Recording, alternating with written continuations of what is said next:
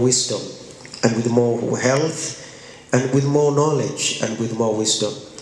May God Almighty, with His mercy, forgive us all our sins. May He help us to overcome our weaknesses and cover us with His mercy. God Almighty, we ask you once more that this gathering of this morning be full of blessing in all aspects, so that the objectives are achieved, high level of motivations are achieved, milestones are set, and targets are set. May God bless all our actions. May God accept our prayer. Amen. Amen. So today's session was crafted by our PI, Professor Daniel Olago, who you will be meeting in a couple of minutes. And the objectives of this meeting are basically we need to do a little bit more of knowledge sharing on how nature-based solutions in African savannas, ecosystems that some of you might be working on or are intending to work on, but Kenya is a savanna country, so every nature-based solution is within this ecosystem. Business opportunities for nature-based solutions, and because in the universities we do this amazing research about nature-based solutions, but then at the end of the day we need to upscale it. Can we give business some kind of solutions here that can be adopted? Can we move this into policy? Can we make this our usual way of practice when we're looking at the people, the planet, and the prosperity? And lastly is to have a little bit of a community of practice in the science policy interface. So we're looking forward to see how our science can be implemented in policy, can be a part of the practice, and what kinds of interfaces can we have here. So my name is Dr. Christine Omwambo. I'm a research affiliate at the Institute for Climate Change and Adaptation. I'm also a researcher within this particular project. And just to set us off, we'll have an introduction. We'll go around through the tables, and I would like us to finish with the last table, because then we get to have some opening remarks from that particular table. So I'll just pass the mic around so that we can know who is in the room, who are the contacts that we would like to network with, and probably nudge them on by the end of this session. Thank you. So we'll start with this table. I'm Professor Daniel Olago, and maybe I should say a little bit on my background. So I'm an environmental geoscientist, and I work in interdisciplinary space, and I'm interested particularly in the interface of the lithosphere, biosphere, hydrosphere, atmosphere, and society. So that's where I am, and that is why you find me mixing with everybody. So I'm equally at home with social scientists as I am at home with physical scientists or natural scientists. I'm at home with medics. I'm at home with communities. And that is something that has come over many years of experience. Experiential learning is important. So I'm the director of the Institute for Climate Change and Adaptation. And that particular institute has a transdisciplinary approach to teaching, learning, research, and also community outreach, policy, consultancy, and others.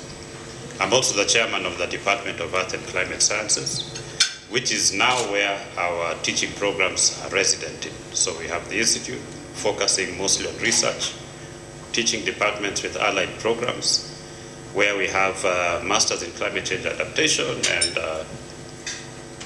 PhD in Climate Change and Adaptation.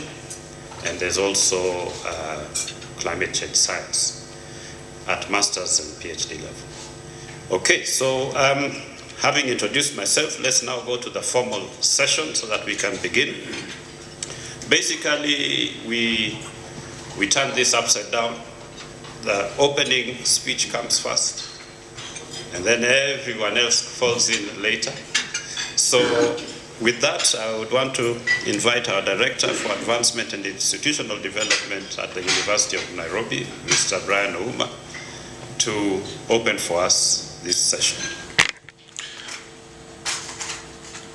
So since we have all introduced ourselves, ladies and gentlemen, distinguished guests, esteemed colleagues, and also students who are here. Good morning again. It is an honor and also a privilege for me to stand here before you today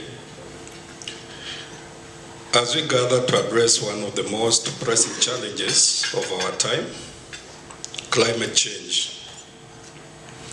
Our focus today is on the transformative potential of nature-based solutions for climate change, adaptation, and biodiversity conservation.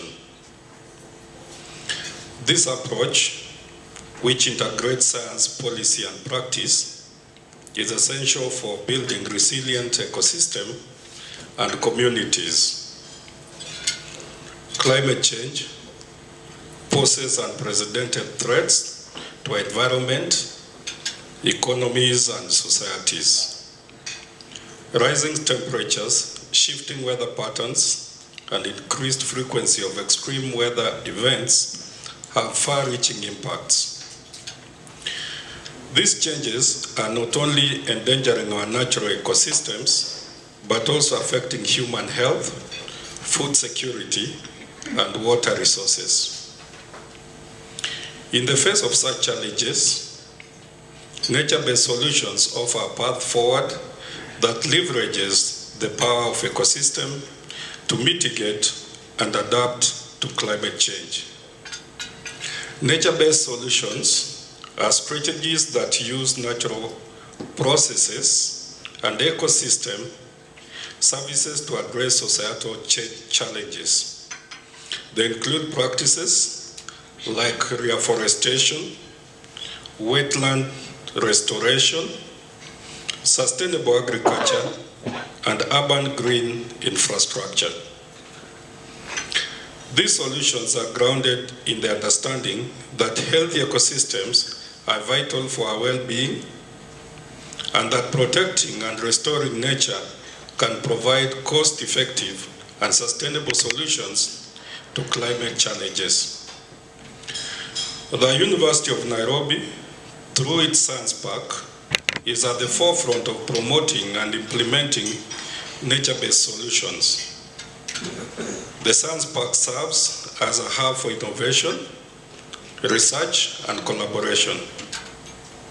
It brings together students, researchers, and industry partners to develop and scale up solutions that can have a significant impact on climate adaptation and biodiversity conservation. By fostering a culture of innovation and providing the necessary resources and support, the Science Park is empowering the next generation of leaders and change makers. In Africa, the impact of climate change are particularly acute.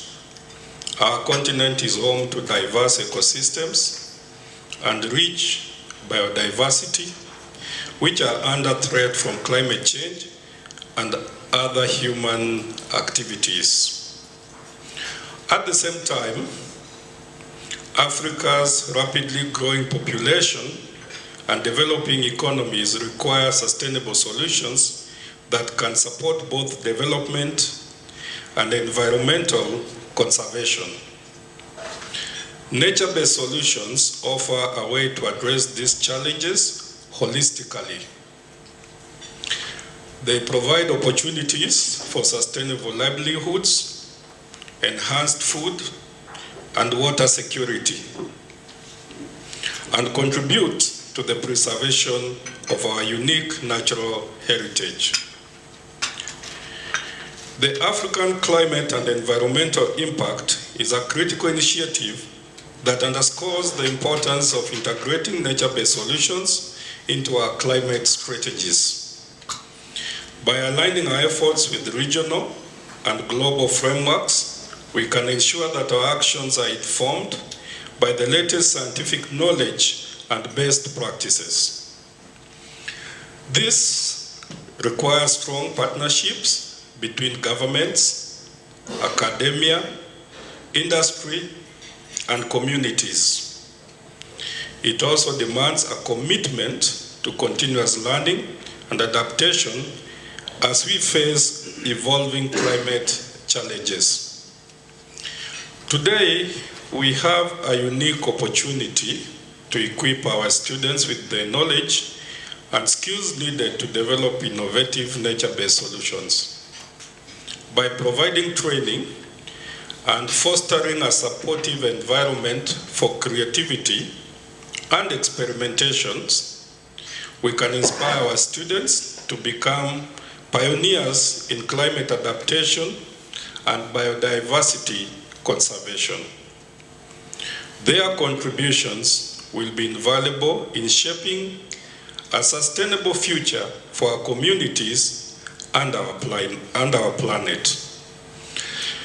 In conclusion, nature-based solutions offer a powerful and holistic approach to addressing climate change and conserving biodiversity. By linking science, policy, and practice, we can create resilient ecosystems and societies that are better prepared to face the challenges of the future. The University of Nairobi Science Park, the African Climate and Environment Center, AFAS, and the dedication of our students are key elements in this endeavor. Together, we can harness the power of nature and build a sustainable and resilient future for all. Thank you very much.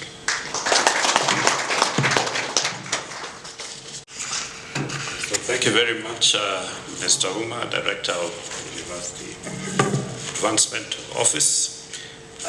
We are looking forward to further interactions at this level.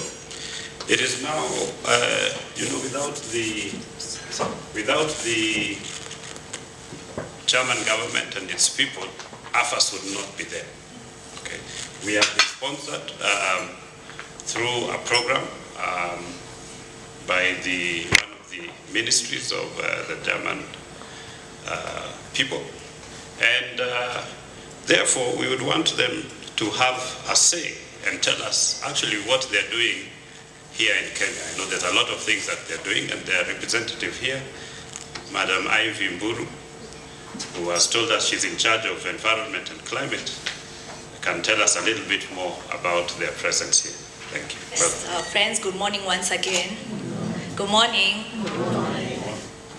My name is Ivy Mburu. As I introduced myself, I work at the German Embassy here in Nairobi under the Multilateral Environment and Climate Affairs docket. And I'd like to begin by passing my greetings and apologies to Ms. Juliani Kabuz. She is the head and the focal point of the climate and the energy docket, who most of you might have had the privilege to interact with. And unfortunately, she could not be here. So it's wonderful to see all of you here today. And the impressive turnout here today clearly demonstrates that there's a growing need and interest in nature-based solutions. Your presence here underscores the increasing recognition that nature-based solutions play an important role in addressing the environmental challenges and promoting our economies. Germany equally recognizes the importance of nature-based solutions and has been at the forefront in promoting this vital approach here in Kenya and even globally. Through the German Academic Exchange, which is popularly known as DAD, under the current leadership of Dr. Dorothy, we're very happy to see here today. We are supporting the AFAS project, and one of the main objectives is improving the investment in locally acceptable nature-based solutions with opportunities for inclusive economic growth.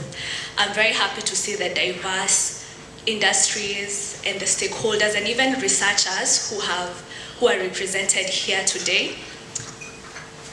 As these engagements and the conversations that we're going to have today, especially with you as the stakeholders, will guide us on the way forward, especially through hearing about your experiences from the grassroots level perspective.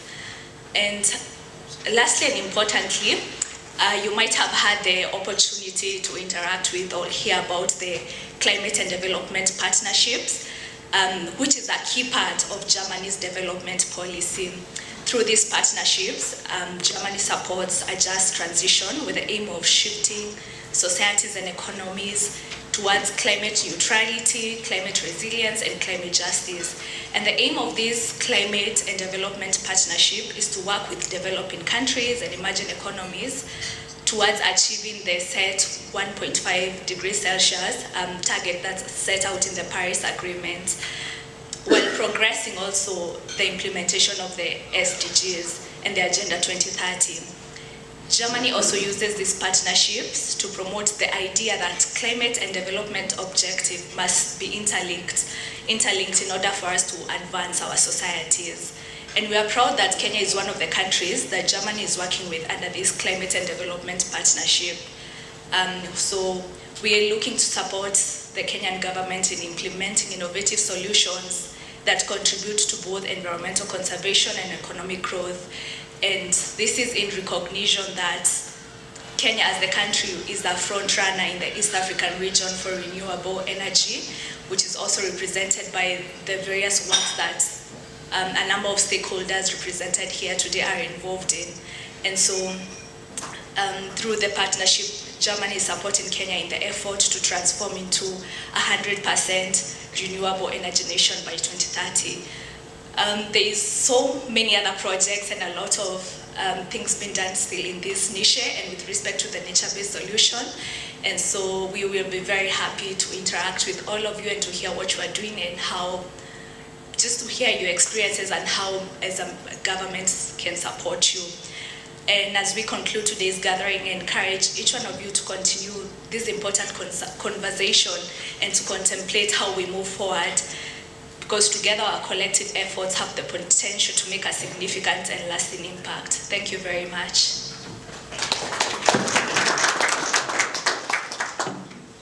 Thank you very much, Ivy, for that. We are looking forward to even working more on this climate and development partnership. I think that's really great. We have to link development with the proper management of our environment. It is now my pleasure to invite the director of DAD here in Kenya. DAD has been with us for a long time in this region. I think we celebrated 50 years last year. Yes.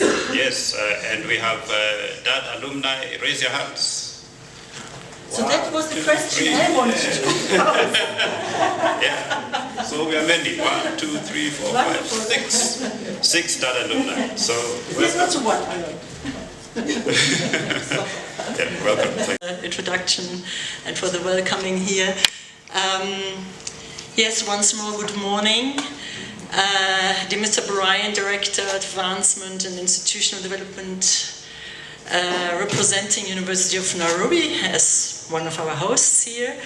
And of course, Dr. Olago, from Director of ECCA of University of Nairobi, and most of all dear participants, stakeholders as well as researchers and scientists. It's really amazing to see so many engaged people at that early time in the morning, and that is also for me an indicator how needed this kind of gathering is in order to make really a use out of research results and to foster the impact of what universities are doing. Yeah, it's really my pleasure to welcome all of you on behalf of the German Academic Exchange Service, or DAD, here in the Radison Blue Hotel for this very interesting gathering and this very interesting concept of a breakfast meeting. As I said before, my name is well known.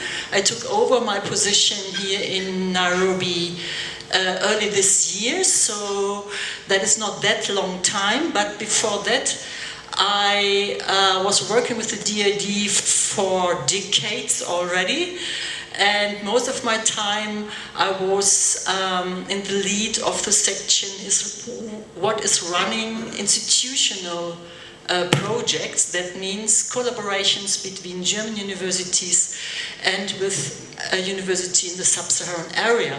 So that means I'm quite familiar with this region, with the needs and the requirements of higher education systems in this area.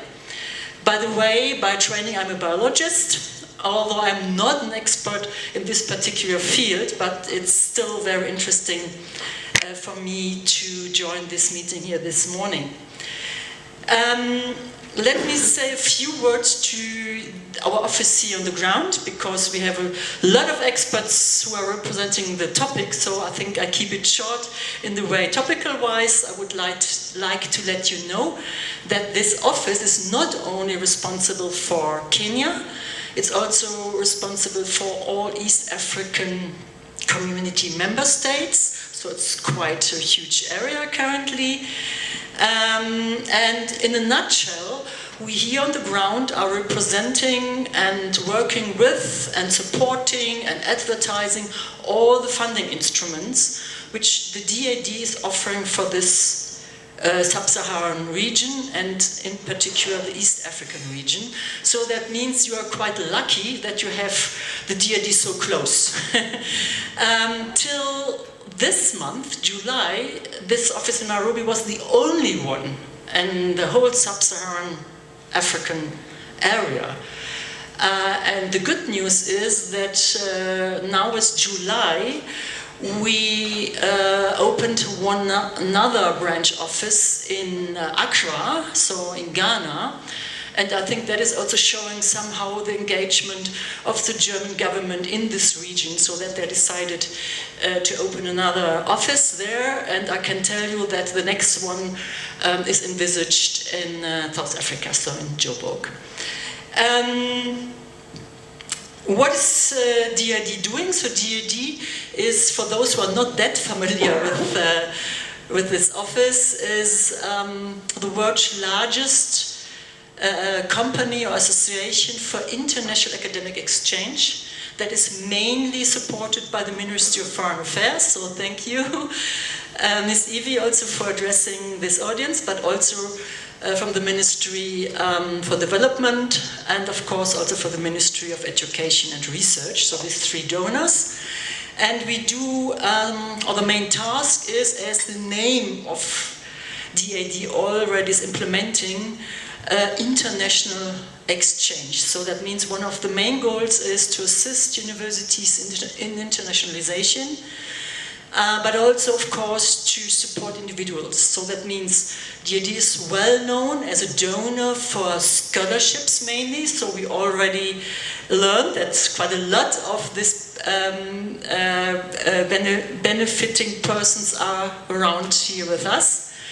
So this individual support is on the level of students, so bachelor's, masters, but of course also for postgraduates, so that means PhD holders and researchers as well. So we do have long and short-term supports. So that is one pillar. But the other pillar, and now I'm coming to AFAS, is that we more and more invest into projects between German and international universities, but of course also African universities, by supporting these projects with a particular amount of money, and where the universities themselves have the freedom and the peace and the challenge and opportunities to target their own goals. And in this framework, one of, I can't tell you how many institutional projects we are supporting is AFAS, yes? And on this point, I also want to hand over best regards from my colleagues at the main office in Bonn. So it's Hannah Cornelius, who is responsible on the German side for this project, and she asked me to take over her best regards. So as I said, AFAS is one good example, and for us a kind of best practice, how projects, so how our institutional support really can develop. Yeah? And as I said, I'm experienced a lot in doing higher education collaboration support from DRD perspective. But in this case, they are not only bilateral collaborations to be managed.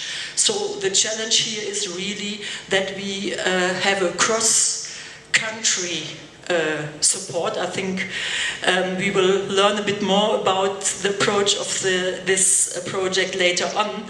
And I really know that that is challenging to work between Kenya, Ivory Coast and Germany, and really to ensure the efforts, or in this context, the achievements you already gained.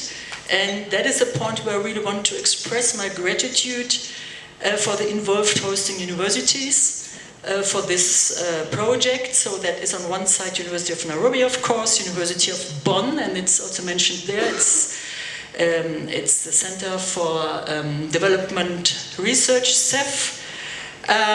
It's the University of Cologne. It's Felix Uvubwani University in Ivory Coast.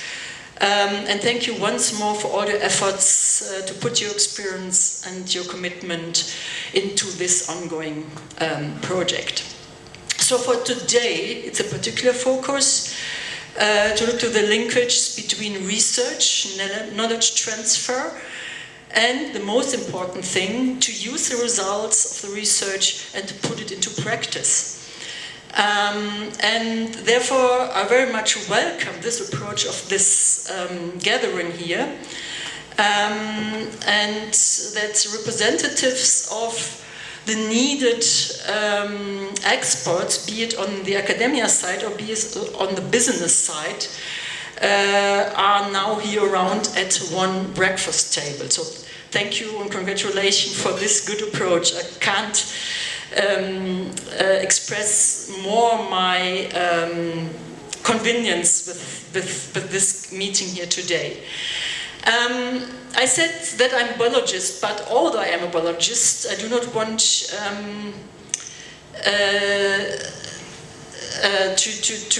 to continue here that more, because I know that we have experts here with us concerning this topic. So that means I want to leave the floor now with you, with the experts in this field, and I'm looking forward to learn more about nature-based solutions on a holistic approach for business, not only in the savanna areas here in Kenya, but also for other regions in this area. And I want to thank University of Nairobi, namely Director Olago, for hosting us here and for making this meeting possible. Thank you so much. Very much, Madam Dorothy, and now we are all familiar with what DAAD is. Now, to the Kenyans who are here, the Gen Z and millennials have been seeing, I think, on some of these WhatsApp things. They say, Wakenya Ria. Have you heard it? Anybody? Wakenya Ria. Okay, now I'm going to say that, and then you say Ria. Wakenya Ria. Wakenya Ria. Wakenya Ria. That is research into action. Okay, so I'm going to just give you a few headline statements. We are through with really the formalities, so I just want to tell you what the AFAS program is very, very quickly. As you can see there, we are the Africa Climate and Environment Center, focusing on future African savannas. There are 7 other centers across the world doing different things. Some are in health, and in water, and in other different programs. So our key aspect is basically to ensure that livelihoods can be improved economically, socially, in health, in everything really, through using and applying nature-based solutions. And we are doing this in the science, policy, and practice interface. We don't want to sit just doing research there and then having people like Ajay who can throw in a little bit, and with the bankers, how do we actually fit into this mix? This is the big discussion that we really want to have later on today. And as you can see, AFAS is basically led by University of Bonn, the ZEF Center for Development Research. We also have University of Cologne, and in West Africa we have the University of Abidjan. In the program you'll see it is written as UFHB, Université Félix Houphouët-Boigny. But it's so difficult for many people to remember. So they just say, just call us University of Abidjan. Thank you That's so why much. we put it there. So they are the biodiversity expert. ZEF is the interface expert in the science policy practice interface. Cologne is the social science expert, and ICCA is the climate expert. So that is basically how we are. Now, we need to refresh on what nature-based solutions are. A long time back in 2008, the World Bank came up with a document that was really talking about how we should, bring in, how we can work with nature to improve our environment and at the same time work towards sustainable development. The term nature-based solutions never really came up until a couple of years ago, and there has been a lot of debate on its definitions. This particular definition was arrived at by the United Nations Environment Assembly in March 2022. Nevertheless, even the European Union still hold on to a slightly different version of this particular definition. But given that many countries have actually agreed to this under the United Nations, this is what we subscribe to. So in our minds, just go back please, in our minds we really need to be clear on that. Actions to protect, conserve, restore, sustainably use, manage. Then your systems can be natural or modified. They can be terrestrial, freshwater, coastal, marine. For us it is savanna ecosystems. You need to address social aspects, economic aspects, and environmental aspects effectively and adaptively. And also there should be benefits that accrue to human well-being in general, ecosystem, services, resilience to the changes that are taking place. So not only climate change, we have two other problems they call the planetary crisis, 3 of them. Climate change is one, loss of biodiversity is another. So we are dealing with that on biodiversity benefits, and the last one is pollution. So all of those 3 intertwined aspects we need to take them into consideration. Next one, please. So that is the African savanna. Many people, when we talk about savannas, people just think about wildlife. Now we're not only talking about wildlife here, we're talking about literally everything in the savannas, including our cities, which are right inside the savannas. Okay, so there are a lot of opportunities in the savannas, but we note that our savannas have very high biodiversity, and we have many biodiversity hotspots, and there are lots of opportunities here. If you look at the population map of Africa, you'll find that a huge number of people are actually living mostly within these savanna regions, these transitional areas. Next slide, please. So our savannas, there's a lot of money in the savannas. Okay, we see that it provides 70% of our cropland area, so much of our agriculture is going on there. Cereal production, 66% entirely in Africa.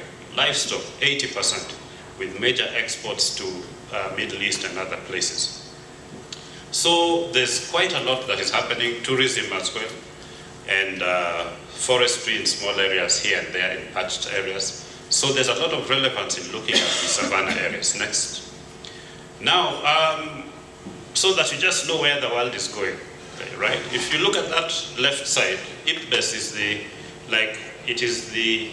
kind of like the Intergovernmental Panel on Climate Change, but this one is for biodiversity and ecosystem services. Okay, and they came up with a report in 2020.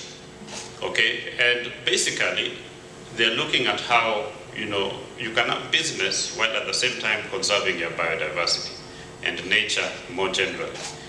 On this other side, there's also this big global bioeconomy report released again in 2020, looking at bioeconomy related strategies and how we can, weave in this issue of bioeconomy using our biological resources, for example, in the areas of biotechnology, bioenergy, biomass, and many of you are already working in these particular areas. Next.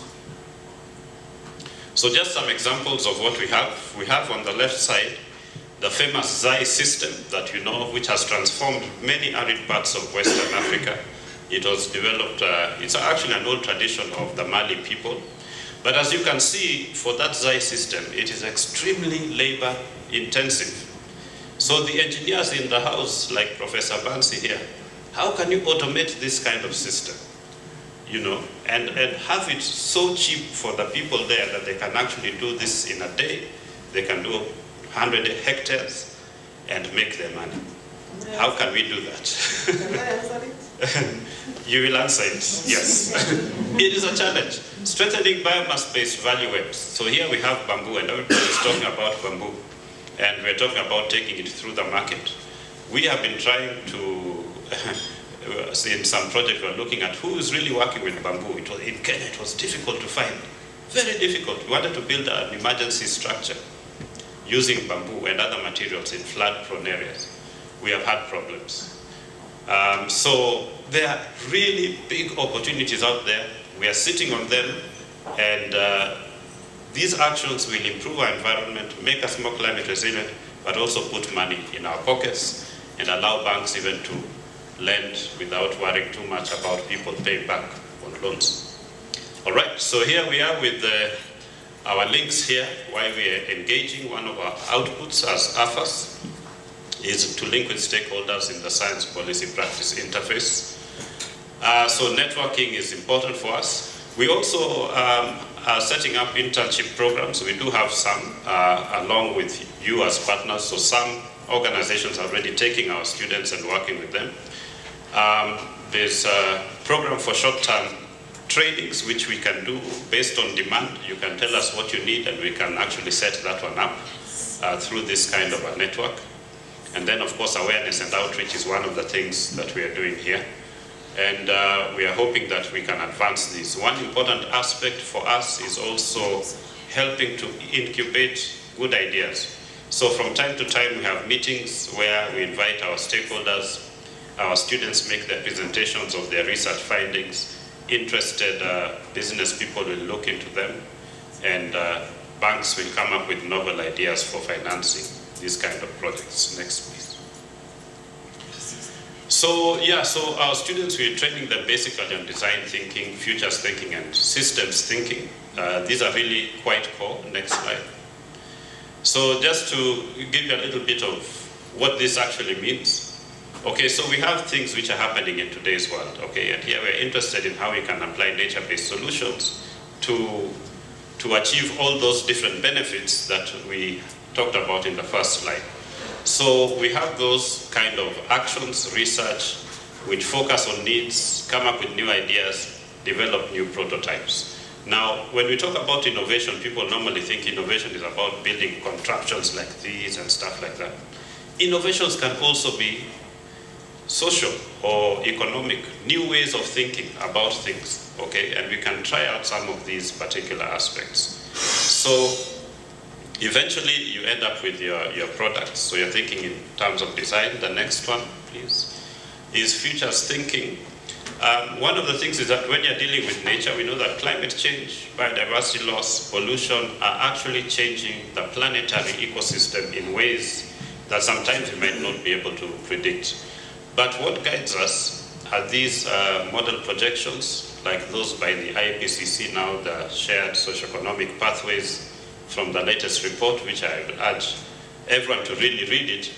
But it helps us to imagine the probable futures that we are likely to experience. It may happen, it may not happen, but we kind of are constraining ourselves with certain types of development pathways that we want. For example, now we're talking about just transitions, which involves energy, involves environment, involves human rights, and it involves so many other different things. So we want to be able to ensure that whatever it is that we're doing, these are businesses that can be embedded and that can last through these particular problems and even address them and mitigate them. Next, please.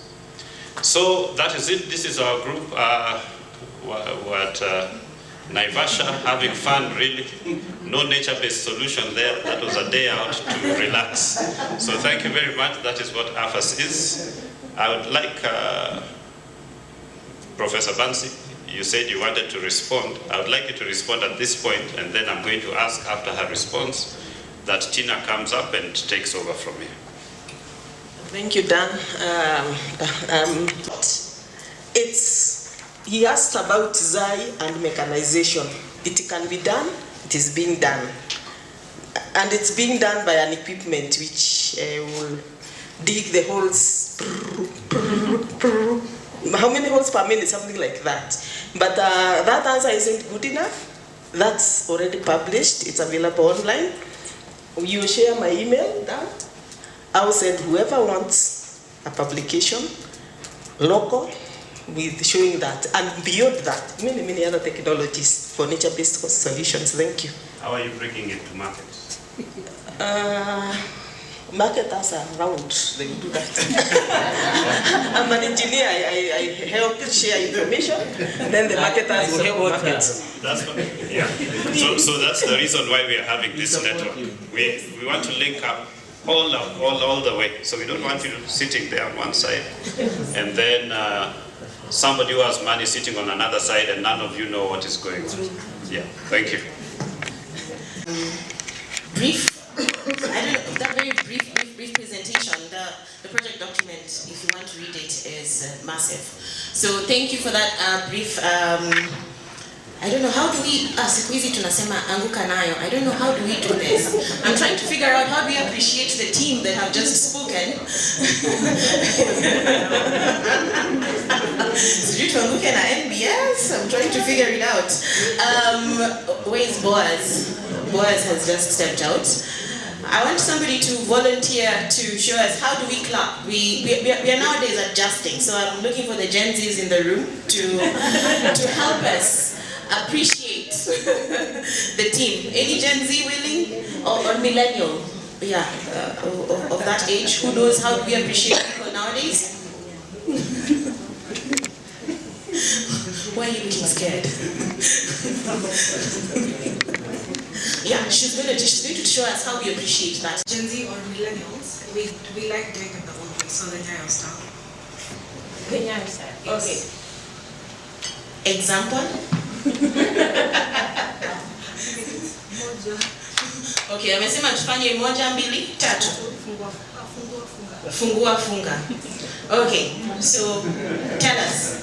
Okay, so you clap 3 times. If I say moja, mbili, tatu, fungua, funga, so it's just. So let's start. Moja, mbili, tatu, fungua, funga. Thank you. So we have new members who've joined our team, and I would like to ask them to just introduce themselves as we move into this next session. Hi everyone. Yeah, so my name is Yvonne Mose, and I am one of the founders and CEO of MoMA Renewable Energy. So what we currently do is we make liquid renewable fuels from waste. That's market waste, industrial waste, and agricultural waste. And we're currently based in Kisii County in Nyachaki Village. Thank you. Good morning. My name is Jeremiah Mabiria. I am the founder and CEO of Magumo Limited. We make institutional stoves that operate on biodiesel as a replacement for biomass fire. Thank you. Good morning. My name is Lawrence Sogo. I'm the Director, Founder, Center for Climate Change. We're based in the Lake region, working with smallholder farmers. And also, we're getting into the carbon space. Thank you. Good morning. My name is Geoffrey Gino Chan. I'm from the Country Center for Climate Change. So my colleague has just spoken, and we do the same role on the climate issue, policy making, and currently the carbon market. So I appreciate to be here. Thank you. Okay, thank you very much. You will get to know the rest of the team as we continue with the session. So here is an opportunity to share some experiences and opportunities in the nature-based solution space. For a long time, conservation has been for the sake of conservation. And a couple of months ago, I was watching Mrs. Gandhi during our Common Future conference when we said sustainable development at the beginning and started giving it this definition.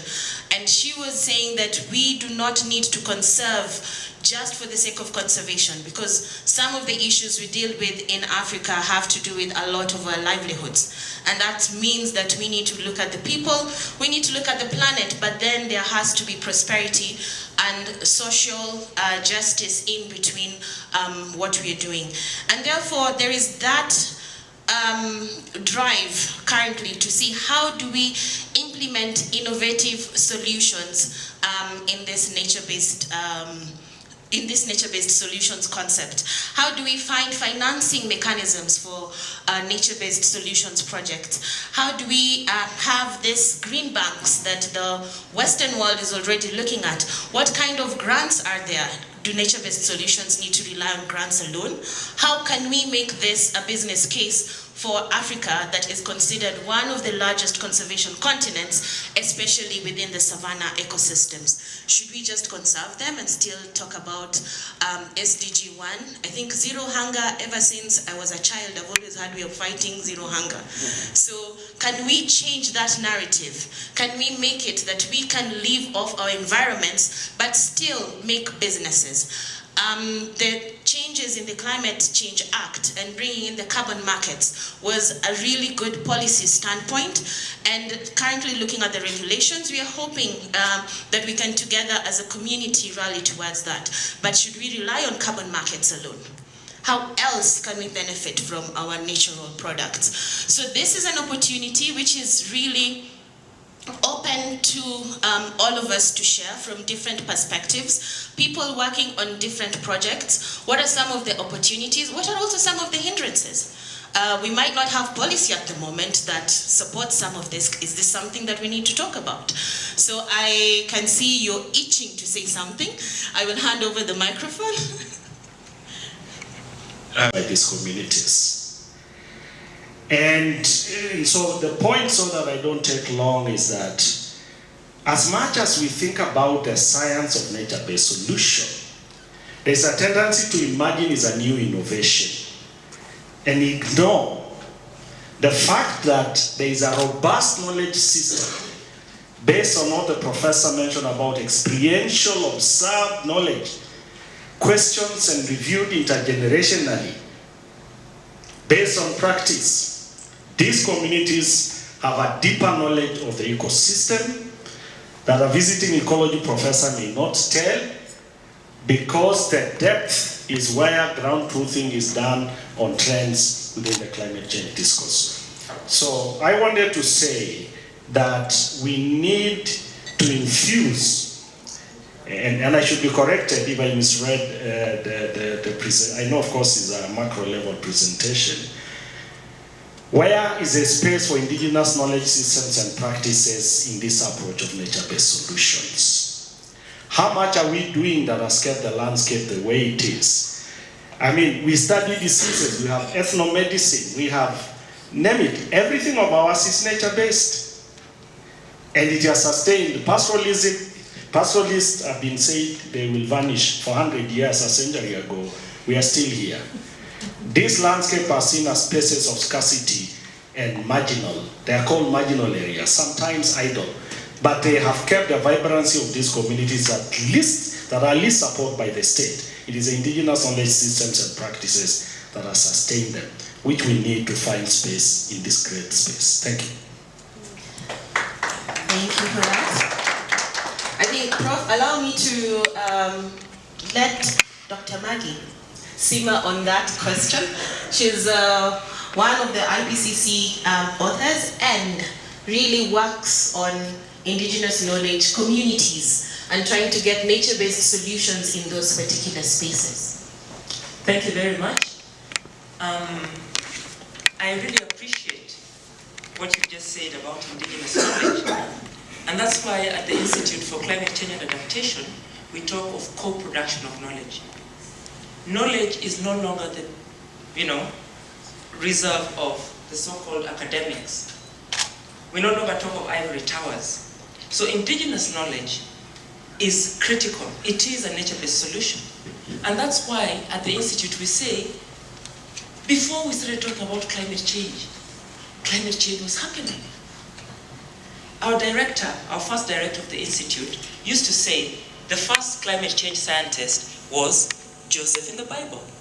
He said he told Pharaoh you'll have 7 lean years and 7 fat years. So for us at the Institute, it's very important for us to work with communities and try and harness that knowledge. As the previous speakers just said, this indigenous knowledge is what has brought us to where we are. Kenya is 80% arid and semi-arid. Pastoralism is the best livelihood for our environments. And therefore, we need to harness into this. And I'm proud to say that at the Institute, we really have a lot of students who are looking at indigenous knowledge and how indigenous knowledge is actually bringing that to the fore.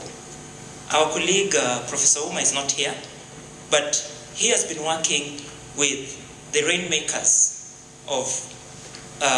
in Maseno, whereby the rainmakers have come together with the scientists and they bring about forecasts, because we understand and realize that the indigenous communities, all of us are indigenous, but the communities there recognize, will listen more to their rainmakers than to the Kenya Meteorological Department. I remember when I was growing up, the only source of forecast was KBC. And we always say that when they tell you it's going to rain, it will not rain. When they tell you it is not going to rain, you better carry your umbrella. So indigenous knowledge is with us. And that is why we are promoting nature-based solutions. Because if we lose this, we are not going to be able to survive. Thank you. Thank you for that response. And just to let you know, within the AFAS project, when we're talking about the ZAI system, that comes from the indigenous knowledge. We are also learning from our colleagues in Cote d'Ivoire at the Lamto Center. They have this savanna burning that is done on the 15th of January every year. But here we're told, oh, we should not be burning savannas, they do not grow. But on the other side, they're burning their savannas on the 15th of January every year, and they're able to do fire experiments to see what does this actually do to the soils. Because we know this is a traditional practice, but we never knew what does it do to the soil, what does it do to the vegetation. And this is part of the cross-pollination that we're doing from West Africa and East Africa in terms of that learning. So we have not excluded indigenous knowledge as a nature-based solution, because some of these things the scientists just do not understand, or we cannot explain what really happens. And that's why we embed a lot of our students. They will come to you soon trying to find whether they can do their projects in your areas with your communities and work with you to really try and understand and document, because we do not if we do not document this indigenous knowledge, we lose it. So thank you very much for that. I would like to hand over the mic to somebody else with any experiences, innovations, anything to do with financing that we could please have a discussion. Let me just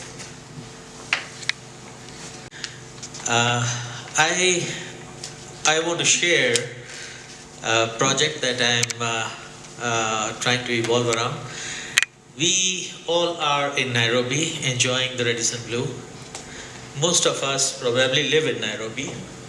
Yeah, and I'm talking of water, Nairobi Aquifer, which has been depleting for many years, and at this point in time, the boreholes in Nairobi are going to 400 meters. What does that mean? Very soon you guys will start showering in buckets. You will not have those pressure pumps working, and the cost of water will be tremendously high. In spite that we are living in an urban setup, we always say charity begins at home. Start looking for your own safety first before you start looking for northeasterns. Are we together? So, We have tried to work on some things where we could recharge the groundwater. Yeah, it's a cut across design between automation, mechanization, research, science, yeah, and a normal thing. Of course, it is cash intensive, it is finance intensive because it involves mechanization. The bankers would not give us the money, right? Because they want to know how am I going to pay back, right? So, what I am seeking here are academicians who can convert that value of water that is being injected back into the ground, socially as well as mechanically, into carbon credits or some kind of a financial return of investment that a bank could come and agree to invest. All of you academicians who are here have piled up researches. I'm in drilling industry, and Esther here would concur with me. Researches are done and done till the time proven. I have several geologists, doctors with who I work, right? Fantastic piece of paper.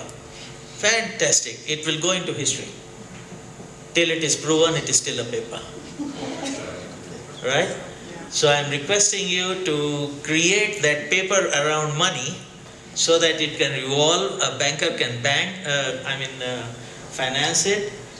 A person like us or a few of those who are sitting behind there can utilize that money, pay back, right, so that your studies can really bear fruit. Yeah? So, thank you. That's what I am doing. I am looking for somebody who can convert the adaptation money, the value that we are injecting into the ground, right, into a commercial benefit. To the investor who may agree, yeah, to inject water directly into the ground, into the geological formations which have run dry, yeah, so that those aquifers can regain. We are currently financing it ourselves. It's a $150,000 project which we are financing ourselves just to prove a concept that it is doable and correct. But I don't have financial viability of it right now. Yeah, because the carbon markets don't accept it. They don't understand. How do they value what went in? Right? So we will be able to provide the data, the information, how and how much water went in, correct? And how it was ingested into the aquifers. But now, all of you to come up with something which can come around and say, yes, X amount went in, Y is the return. Right? Thank you. But I want to say that the multilateral development banks, they have now moved into a space where you can actually get money for these projects, for this kind of seed projects. So I would say we can begin by approaching Africa Development Bank because they have seed money for good ideas that can actually go forward. They can actually even give it as a grant to begin with and help with the process of proof of concept. The other thing is this issue about how to value water is actually on the top agenda right now globally. There's a report that was published, I think, last year, and there are people who are working on many different ways to look at really how much carbon are we saving when we improve on water efficiency, water use, reduce pollution, and all of those. So there's a lot happening, and that space is open, but I wanted the banking sector to also respond to your question here in Kenya, because you are based in Kenya. Insights coming out of the discussions that we're having today, and maybe just to mention that we are not silent on the side of the banking sector. There is a lot that has happened. From 2016, the Kenya Bankers Association created an initiative called Sustainable Finance Initiative, which was actually to champion banking institutions to start looking at financing climate change mitigation and adaptation. And over time, it's been voluntary initiative until some point in 2021. The central bank came in and said, hey, we need to have a stronger focus on climate risk mitigation and look into supporting sustainability of the people, the planet, and of course, even as we pursue our profits. So there's P's, the 3 P's. Over time, we have continued to champion that, and actually last year when we had our Africa Climate Summit in Nairobi, we actually sent a very strong signal to the public that we are committed to start publishing numbers on how much we are financing climate mitigation and adaptation, and we launched a template that we'll be using to make disclosures. It's based on the Task Force for Climate related financial disclosures. It's a global task force, and of course we have seen that even transition the more because it's based on TCFD. Now we're moving to the Task Force for Nature related financial disclosures, and we are augmenting that to be able to say, as bankers, we are willing to be judged on the basis of how much we are financing nature-based solution, and of course the biodiversity loss, reversing the biodiversity loss. So as we discuss all this, what we have remained concerned about is that even this meeting today, we are talking about linking science, policy, and practice. I think all the people here agree that there is science around it. We've talked a little bit about what the practices are. But I was waiting for us to discuss more around the subject of policy. Because what moves the needle at the end of the day in terms of even more finance moving into the space is conducive policy environment. What are we doing? When we were doing introductions here, I was looking for, are there people from the policy space? Very few, because all of us are on the space of either on the practice or on the science part. And we are willing, as my friend did mention, we've published a lot. There's a lot of literature coming up and in our shelves.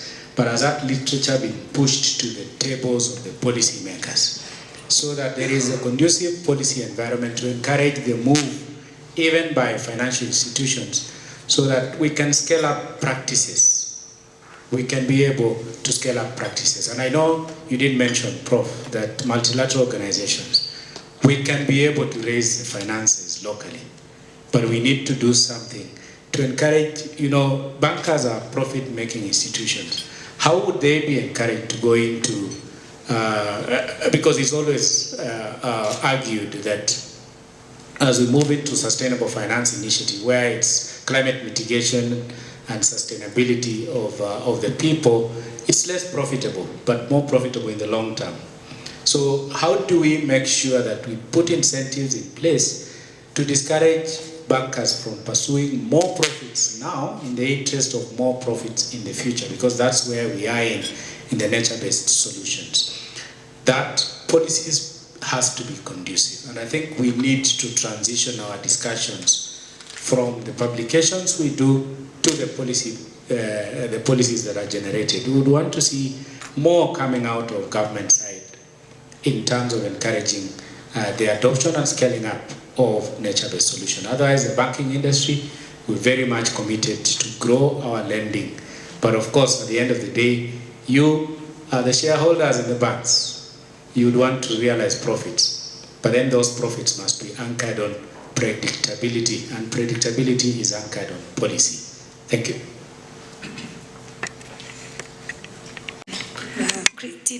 Christine, I would like to just make a few comments. And thank you for that conversation. I'm an ex-banker myself who was told that money grows on trees, so I changed careers to go become a tree planter.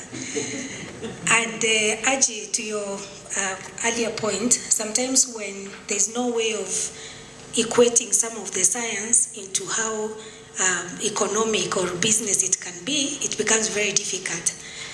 Myself with Boreka, it's been 3 years of trying to speak to the banks to say, guys, you've got to do this. And I'm very proud to say in this room today that they are listening. Because as Boreka, we launched a partnership with NCBA Bank where John Gashora, who's also the chair of Kenya Bankers, but is also the GMD. It took 2 years of convincing him that, look, we've got to do this, we have to try, we have to experiment, because if we don't, then we'll always talk about the unknowns. We don't know whether it is going to work unless we try. So what we are doing with Boreka is bringing the science into practice, anchoring it on the policy. And how do we do that? A lot of us in this room must be guilty of this. We go to the roadside, find a nice tree, buy, take home to go and plant. We don't know whether in terms of the soil and the species, they are aligned. And the science behind that says that if you plant the wrong tree in the wrong soil, then you're not going to get good results. So what do we do as Boreka? We are trying to change the narrative to say, can we take the science off the shelves? You know, ICRAF, Gatsby, a lot of institutions have done a lot of research to say this is what needs to be done. But there's no one to come and implement it and say, okay, fine, we've been doing the wrong thing, let's start doing the right thing. Prof did mention that Kenya is 80% arid and semi-arid. We usually actually use a 70%. Again, depending on who's measuring it and for what reason. My friend from the Southern Rangelands in Masai Land has also spoken to the indigenous knowledge issues. Something we are also trying to see, how do these communities in these arid and semi-arid areas help us with the indigenous knowledge they have to move the science forward so that it becomes an economic venture for them. So once they plant the trees and we can unlock the carbon finance and pay them as an incentive, what we are going to be doing is reversing the damage that's already been done. Again, I don't want to make everyone feel guilty here, but we all know, you know, Nairobi the last 20, 30 years has been sustained by casual workers from, you know, the Kiberas, the Korogochos, and all the informal settlements. What have they been using for their energy? Charcoal. Where has the charcoal been coming from? Machakos, Makueni, Kitui. Yeah? What happened to all the acacias? Because they are very high in their calorific value cuts. So we have to assist nature to regenerate. Because if we leave it to nature, it's going to take us another, what? The scientists say 200 years. Do we have 200 years? Absolutely not. So my point is, it's really nice to have all these people in this room having these conversations. And yes, we still have a lot of work to do on the policy side, but at least there's progress. We have the Climate Change Act, which was signed into law last year, I think. We have the carbon regulations that have now come. We have the benefit sharing that has now been proposed, and that's going to help regulate a lot of projects to make them more bankable. And as an ex-banker who did SMEs, you know, the banks will have to always look at your analysis on, can you pay back? But we are saying to the banks, be a bit more patient, because a tree will take 4 years to grow. Before I can start getting carbon revenues to those smallholder farmers, it's going to take them 4 years. So can we change the narrative to say, let's not be quick, again to my colleague's friend point earlier, let's not be quick to invest in making the money now at the expense of the future. So for me, it's very nice to be in a room full of people who are thinking in the same line in terms of the science and then the policy and the business. But it's true also that, Prof, next time maybe we need to have a bit more of people from the policy side so that whatever ideas that are coming out of the room, they can be pushed towards helping develop and redesign whatever changes we need to see happening. So that's it for me. It was more of a comment, not a question, but really happy to be in the room. Yes, I need to just respond to one thing. Reason why you're seeing there's no policy, the usual policy makers that you know are not here. What we wanted is actually to understand what are the policies that you have within your organizations concerning the issue of nature-based solutions. What are the problems that you are experiencing? And then with that, we can then look for the usual policymakers and bring them into this particular fold. But I think for now, that this was one of the purposes. Maybe it didn't come out very clearly, but we want to know what are the policies in your organizations and what do you think can be done to help your organizations blossom in the sense of using nature-based solutions as looking at it as a business opportunity. Thank you. And also just to mention, we work very closely with the Climate Change Directorate, Secretariat nowadays, and we're looking forward to...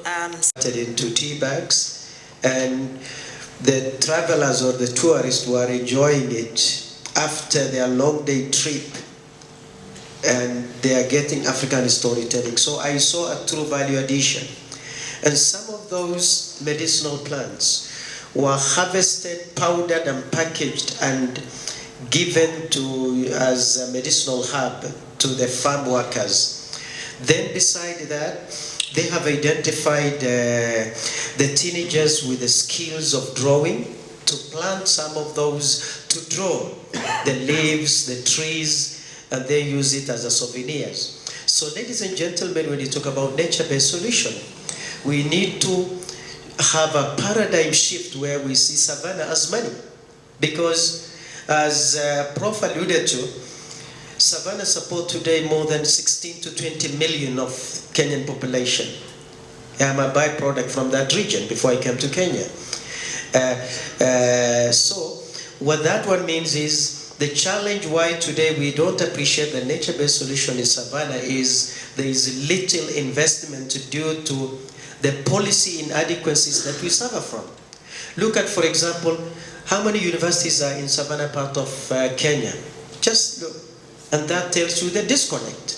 So I was saying that I was doing a small research for an international organization where we are looking at inland water, blue economy. And for us we cannot even get adequate data. Because when you talk about inland waters, you are talking about investment in river engineering, restorations, and utilization. Look at the dams that we have. They are not climate resilient. Neither are they climate smart. They cannot support anything called food security in this country. So unless we get our policy dialogue correct, then I doubt if we will be able to achieve the objective we want. For example, if you look at the GDP in this country, the livestock sector, for example, which is from this region, is they contribute around maybe 3.6 to 4% to the national GDP. But the livestock production infrastructure that exists is very poor.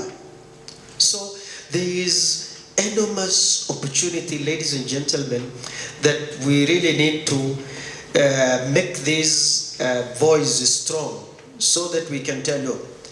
We can even tell our government, His Excellency the President, because he's also a biologist and an alumni from University of Nairobi.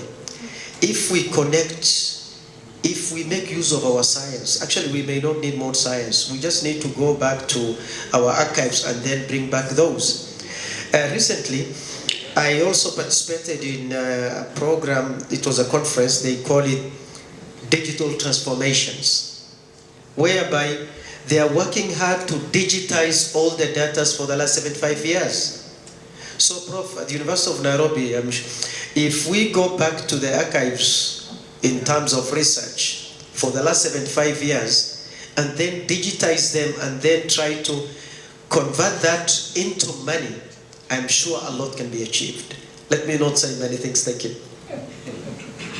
Thank you. Just 1 minute. There's this gentleman, and then come to you. Good morning, everyone. I wanted to comment on two items. One was alluded by Prof on bamboo issues. So just to highlight that we've been involved in bamboo projects since 2017 to date in Narok. Currently, we have a factory at Narok where we do bamboo products. So is an area that if interest Prof, you can be able to engage more on the bamboo area. The other one, in terms of nature-based solution, as IPS, we do what we call direct circular economy. So most of our products are basically from agricultural, and out of those waste, we make biomass, which we do in our boilers. We make biochar, and which again we feed back to the soil, and then we get back the agricultural raw materials. So we got that direct cycle economy to ensure that we are using natural base. So that start with mangoes, tomatoes, French bean, and we do that circularity in terms of supporting the NBS. Again, some talk about energy. Most of our buildings now are what you call age certified. So ensure that there's a lot of water efficiency, energy efficiency, and even raw materials to ensure that we implement the NBS principles as talked about this morning. Thank you.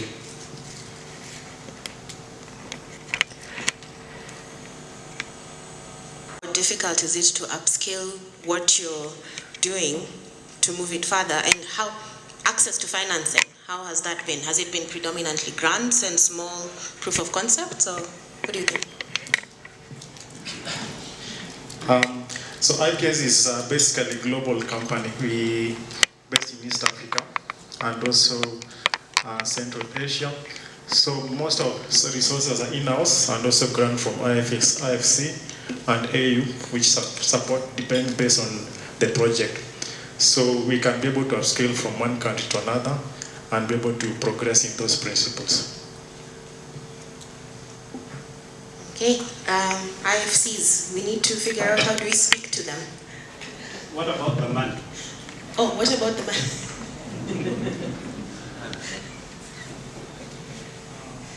Which money, Prof? The one coming from? Prof, that is IPS group. For example, that owns most power plants. With your circular economy and production of biochar and whatever, how much has it improved agricultural production? What difference has it made? So basically, depending on the project, and basically most of the people benefit are the farmers. So we reduce a lot of their cost for implementation when you do that, and also the factory cost. So its beneficiaries two-way, the farmers and also the owners of the factories in that concept. Thank you. Thanks, Christine. Maybe the best way I will start this is, Prof, thanks for allowing us to be in this room. I must admit that a lot is happening in the nature-based space. I've been here for some time. Maybe some people are thinking I'm a Z, I'm not. I've worked in the industry, the various industries, cutting across T sector. I've been in the energy value chain. And looking at agroforestry, looking at bioenergy sector, and now we're talking about carbon. It's a new thing, done and all science. I have seen academicians in the room, and my question is the standard development. We've seen, when you talk about the carbon, all the standards are foreign based. I have nothing personal about this. But then, all of them, we don't have local standards, yet we advocate for locally led solutions.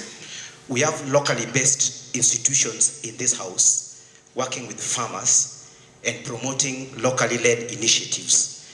Yet the standard by which this is measured is a standard that was developed elsewhere. And these standards keep on evolving. Today they are revised. This is edition 1, edition 2, edition 3. Farmers have committed their lands and resources. Yet if you talk about carbon, it's the same carbon that is being sequestered. I mean, there is no revised carbon for that matter. If I stand to be corrected, it's the same carbon. So today in this house, Prof, can we have maybe someone or yourself talking to us whether we may have our own Kenyan standard? Look at the tea sector. We have RA in the house, Rainforest Alliance. They have a biodiversity standard. But if you look at that standard, yet, of course, it's transforming how business is worked, but it's a document that is foreign. Is it high time for us as a country to have locally led standard by which we can be able to, because we are taught here, we are graduates from Moi University, from Nairobi University. Then why is it that all these standards are foreign? Can we have a locally led standard?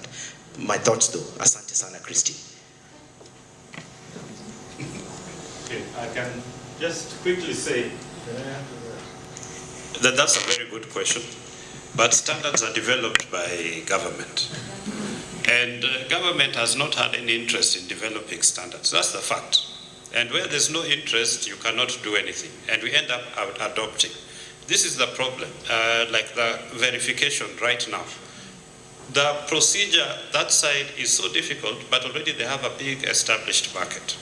In Europe, 1 trillion per year, while for voluntary markets which we are going into is less than 1% of that. There's no money. So it is up to us to decide that we are going to develop standards. We don't have building standards.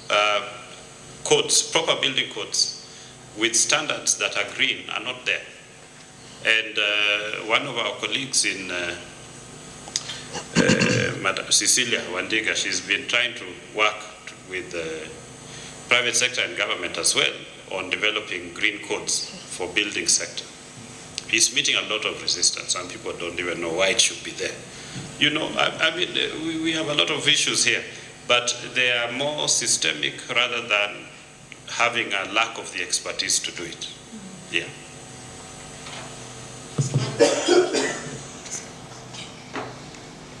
Good morning once again, everyone. Yvonne Kibiora from Wildlife Works. So first, just to thank Prof and the AFAS team for the opportunity to be here. I think I mentioned I'm an AFAS alumni and now working in the nature-based space.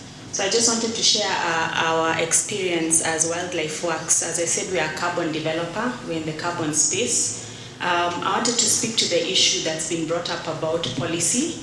I think sometimes policy can lag behind practice and quite substantially. So for example, our project was the first RED Plus certified project in the world back in 2010, but it's only very recently that we're now starting to see policy catch up, especially locally, in terms of the carbon regulations and so on. We've been working in the space, we've had quite robust, for example, our revenue share model has been in place for a very long time, working closely with the local community to ensure that the revenues are well shared and that the community themselves decide how to actually use the revenue. And we are now also going into the biodiversity market space because that's another issue that's really coming up. There's a really huge biodiversity finance gap, and there's also this really strong need to conserve biodiversity and reverse biodiversity loss. So we are going into the biodiversity market space, mostly in South America because it's a bit more developed there. Working with local communities there to reward basically those communities that have already been conserving their forests, for example. So yeah, my point was that sometimes policy can lag behind, but I think it's really important for us to meet in a venue like this where we are sharing what our experiences actually are, and then now we can take it to the policymakers and say, for example, the point has been brought up about having locally led standards, for example. There are countries like Australia that are now creating local markets for that biodiversity demand. So Australia has something called a nature repair market, where they allow companies to actually invest in nature. So that's something we can consider, see how to really push the policymakers to come aboard and get us to get more finance into biodiversity. Thank you.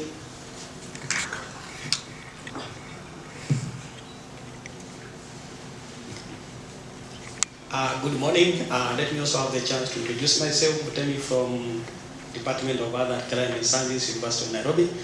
And just to take this forward, and also learning from my own background, you know, I've spent all my time, doing coding and developing the climate models, and that's what I do, and all the scenarios and all that. But if we look at the kind of new paradigm shift in the initiatives we are running now in the University of Nairobi, let me give the example of my experience actually the last 2 weeks. Spent a lot of time doing field experiments in Turkana and all those sandy soils. And you can be sure that those sandy soils actually, they are nearly zero nutrient.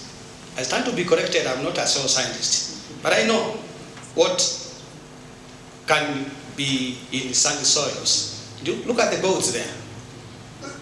And they actually appear to be living on nothing. Living on nothing. Yet, there's something which actually happens there, which should, and actually does, inform our new approach in research, where our labs now, in the University of Nairobi actually, We, of course, cherish the in-house labs in the university as facilities to teach and also teach concepts. But what works is out there. That's number one, what we are learning. Number two, the actual opportunities and actually where the money is. Let me give you the example of where I'm born from. I'm born from the area between Nairobi and Garissa. Yeah, we have nothing there, not much trees, money actually growing in trees. And over the last maybe 5-10 years, we are starting to understand and appreciate that it's far better for communities and the people to see the value in sparing their acacia trees, because number one, of course you can burn it quickly and make maybe 500 or 2,000 shillings out of charcoal and that. But the new paradigm shift where the acacia pods are in such a high demand as blenders, as ingredients for livestock is a game changer. Where now a gunia, a sack of acacia pods is well over 100K. A sack of acacia pods is actually less than 30 kgs for our information.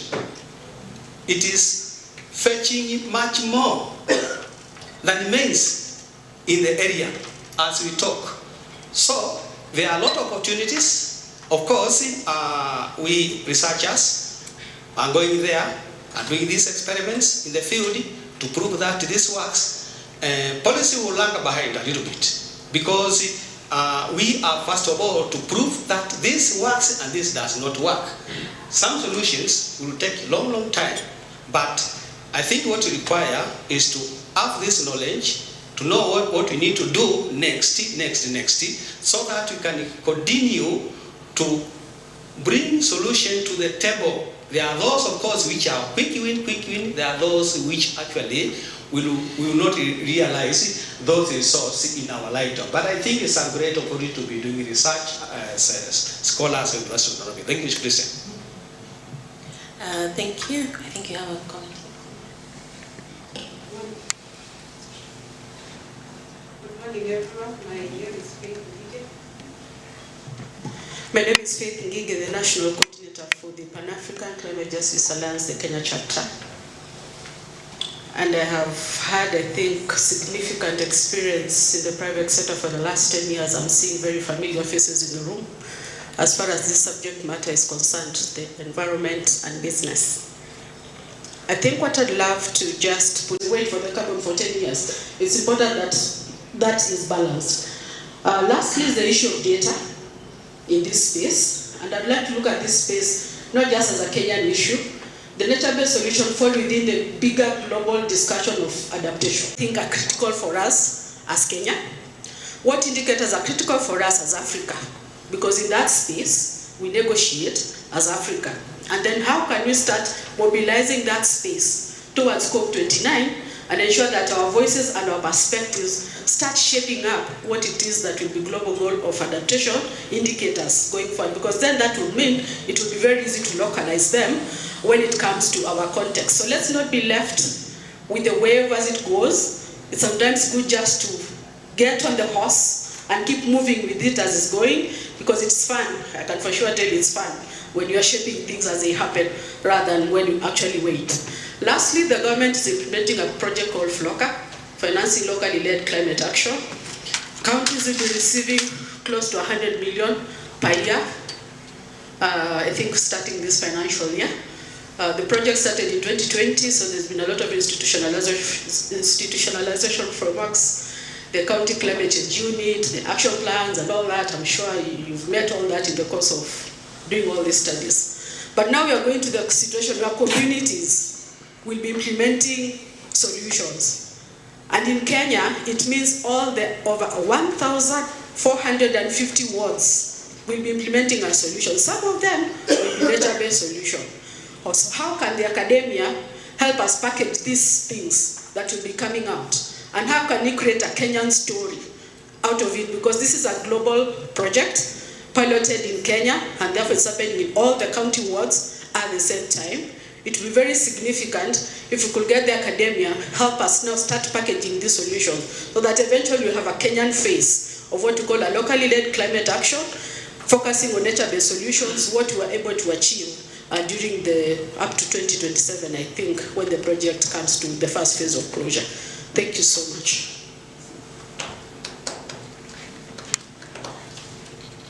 Thank you. I just want to make a small remark on the financial bit, the NBS, regarding the community work.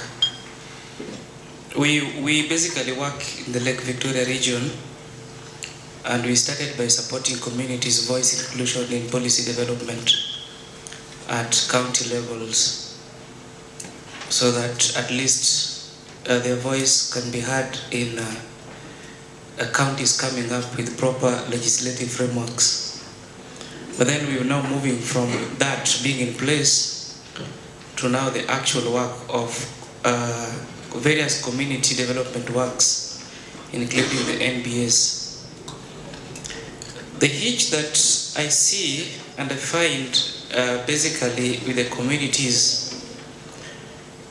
when it comes to financing is the technicalities. Let me say, it's challenging for communities or smaller working groups to access finances to support various works they do on issues of environment, climate change.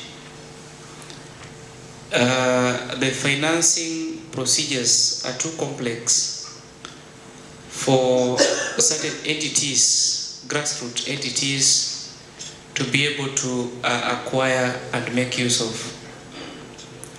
I know counties have been receiving what is called Flocker Fund. I will not mention the name of the county where we work in, but that county received over 450 million Kenya shillings in April 26th. To date, the projects undertaken are not even community generated. The projects undertaken are not even community generated, but they are, I don't know how to put it, that money went somewhere else. And so we started the fight. I think that money was used to pay salaries for the counties and something else. I got the facts. So in such a case, even the communities themselves find it hard to benefit from what they should be able to benefiting from. The legal framework indicates that the project is supposed to be initiated from the community level. The counties have the money. The projects undertaken are what were pending, but now being completed by the county government because they got the funds. And the deadlock is now on the reporting. I know, Flocker is on the P4R, performance for results. So there are those challenges down there. I just don't know how we are going to meet them. Thank you. Thank you for that comment. I think I'll move to somebody who's not spoken before.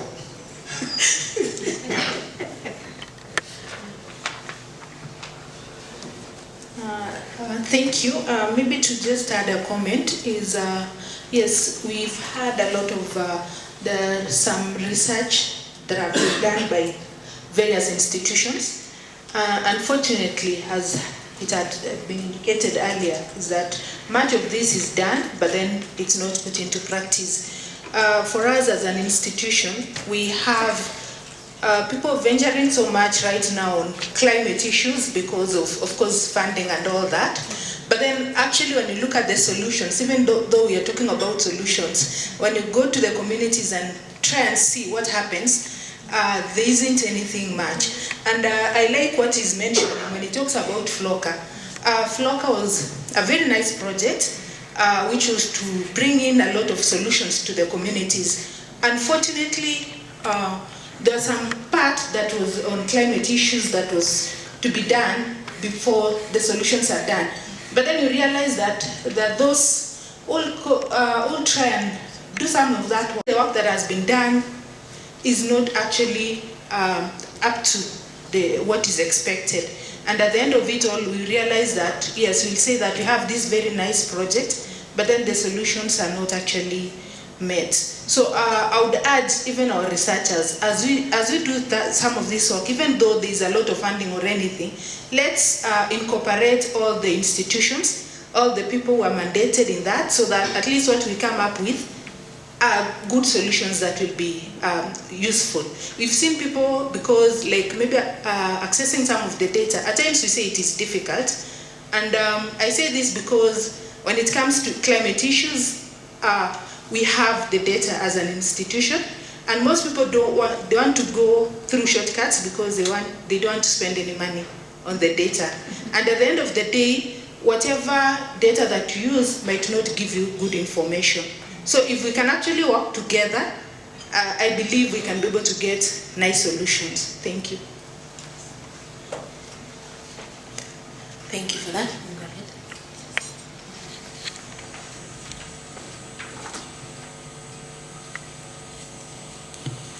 Good morning, everyone. Apologies for coming in a bit late. My name is Valentine Chiriot. I do work with Safaricom. When somebody mentioned that money grows in trees, I'm really interested in knowing how that happens, because on this other side, we are not feeling it. So at Safaricom, we are growing trees. We made a commitment way back in 2019 to grow 5 million trees by the year 2025. And we are growing these trees in public gazetted forests, so we have a framework with Kenya Forest Service. And I'm happy to say that to date we've been able to grow over 2 million trees, and we've been able to improve livelihoods of about 12,000 and above people. So in terms of how the project works, we work with communities. They are responsible for providing us with the materials and even implementing the project for 3 years. So everything in terms of the finances goes to the community, like 100%. So the challenge has been accessing finance for us, because it's expensive, because we are doing the fencing bit and also growing. That means even after planting, we go back, monitor, and whatever has been lost, we are able to replace that. So it's quite expensive venture for us, and would love to know if there are organizations that are interested in terms of partnering with us, financing it so as to scale it up. Thank you.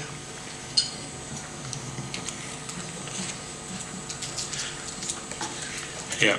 I'm curious. And Safaricom is telling us it's so expensive, there's no money. So I'm rather curious for, Safaricom is bigger than the communities that we're talking about here in terms of access to financing and some of those challenges that we probably need to be aware of and alert of. I don't know, how would you explain your experience looking at what you're doing in a much larger scale to people who are working on small projects that are trying to really upskill?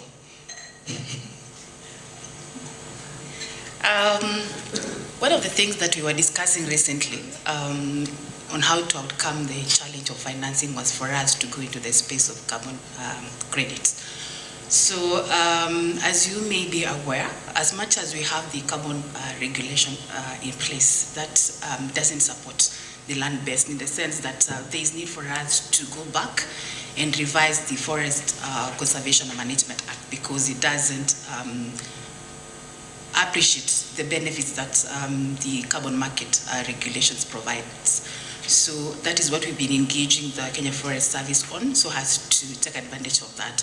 But what we're happy with is the fact that Kenya Forest Service has given us the mandate or the opportunity to use the trees that we are going to be able to offset our carbon footprint, because we have a net zero ambition, which is to be a net zero carbon emitting company by the year 2050.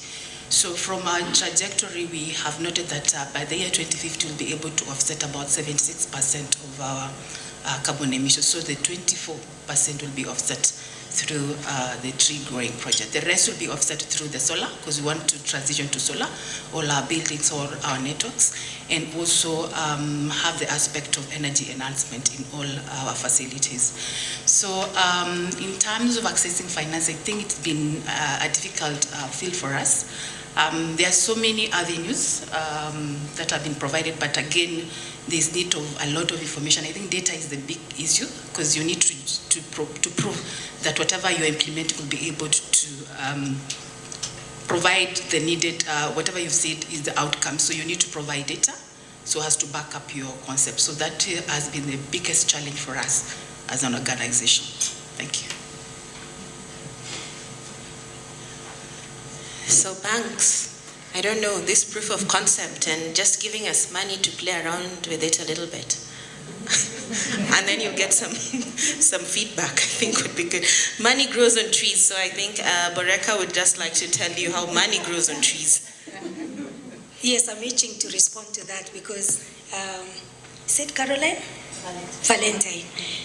So Valentine, if you were to go to the carbon market to buy credits to offset Safaricom's carbon footprint, you would be paying upwards of $50 a ton. So depending on how many tons you need to offset, because I don't know what your carbon footprint is, company.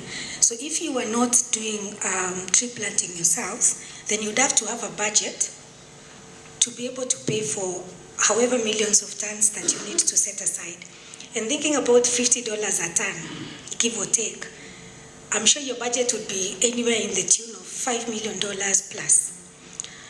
So the reason why I think this is a very important debate to have, and we've said this to the banks before, is that the reason why sometimes it may be difficult or even expensive for people who are not necessarily the experts in the tree growing is because unless we can, again to the point of systemic infrastructure, if we can get production, we get the actual implementation of the tree growing done by experts. And I know you mentioned KFS, but we all know when it's a government department, they're not necessarily in business to save money. So your costs and what you end up spending to get stuff done sometimes ends up being a lot more than you actually would if you are working with a private sector player. Because for us, for instance, Boreka, we are looking at Kenya's, and again you alluded to the issue of the regulations, not capturing land-based. It's actually capturing land-based from the perspective of privately owned land. Because you have carbon rights when you own the land, and you very well know the Kenyan Land Act, and the way Kenya as a country, we own land in parcels, whether it's community or individuals. The private land ownership is a really good opportunity to also think outside of the box, because you guys are private sector, so you don't really need to be stuck up with with government land, which then locks you out of participating in an incentives model that would otherwise allow you to do a lot more. Because for Safaricom, 5 million, Boreka, we are thinking 100 million. We are a startup. So if a startup, a small organization can think about 100 million, surely Safaricom is so massive, we can even think about a lot more. But can we look at not trying to do it? And I remember saying this to the bankers, because we know of one bank, I won't mention names because their representative is here, that committed to do 35 million trees and was asking the branch managers to push that agenda. What does a branch manager know about soil species matching? The science. They won't. So it flopped, not because they didn't have the right intention, but the implementation was not right. So mine is to say to the Safaricoms of this world and other institutions, please, let's use the right people to get the job done. Let's work with the experts. Let's work with the people whose job is every day they wake up, they're thinking about the science of growing the right tree in the right place. And let's think, I think Faith mentioned scale. Let's think scale, because with scale, then the economies of scale are at play. You spend a lot less, and you unlock a lot more potential to actually do a lot more. So we can take it offline after this. Asante. Okay. Do you want to hear your voice, or can we finish here first?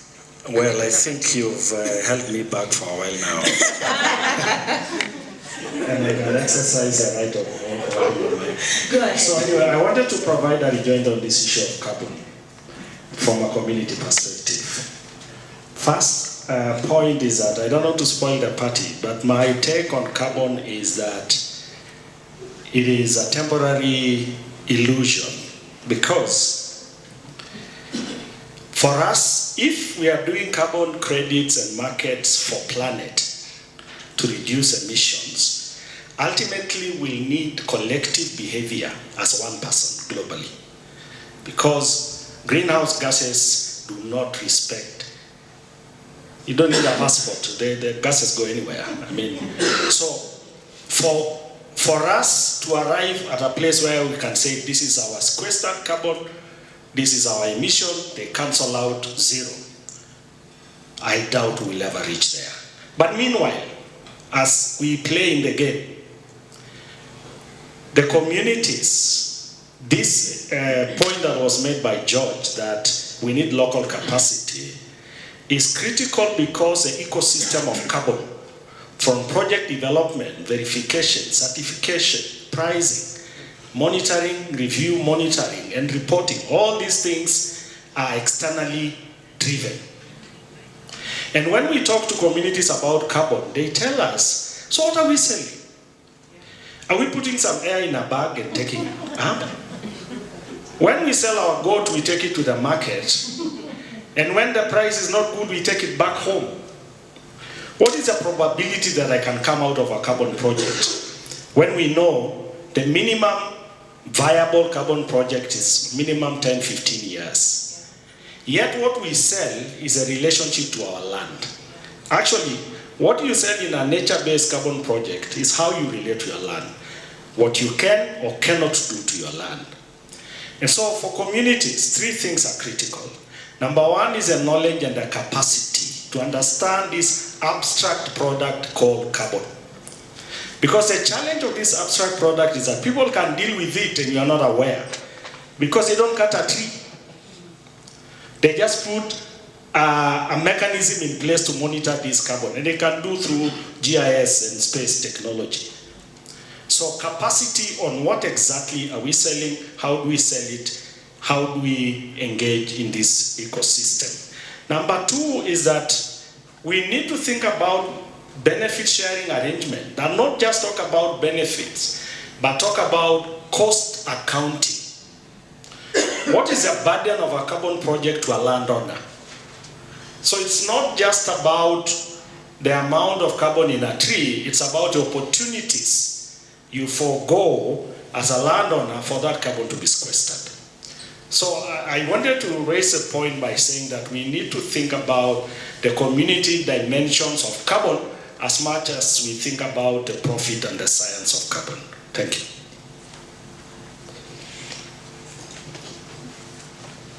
My name is Esther Nyambura. I didn't see the lady in pink. That is why I've come this way, so that you can see me, just in case I'm at the edge. I work with Geothermal Development Company as an engineer. And because I've really enjoyed listening to all of us speak, and I realized that I'm more likely inclined to the government as opposed to most of us. And because actually GDC is 100% government, so we are driven 100% by the policies that are set by the government. I would have really wished that I'm speaking when Prof is here, because there is something he said that he's able to bring on board the policymakers, and here he is. Prof, you're very much welcome. Sorry, the KBC snatched us. Okay, I was saying that I'm here at least to say, Prof, probably while we are here saying that we may not have very good policies, at least the government has done something. And because I work directly under the Ministry of Energy, let me start by saying, from basic principles, we know that energy is the capacity to work. And I want to clap to the government. At least they were able, about 15 years ago, the government was able to sit down and at least try to fast track development of geothermal resources. We all know that geothermal is one of the renewable energies, and Kenya has a lot of geothermal energy. The only challenge with geothermal energy is that it is difficult to mine. So we have very high upfront costs, and this is what the government came in to do. Actually, GDC was formed in the year 2008 and began its works in 2009 and 2010 to at least uptake the upfront cost of developing geothermal energy. And why geothermal over probably the other renewable energy sources is because geothermal, number one, is very vast. We have a lot of it in Kenya.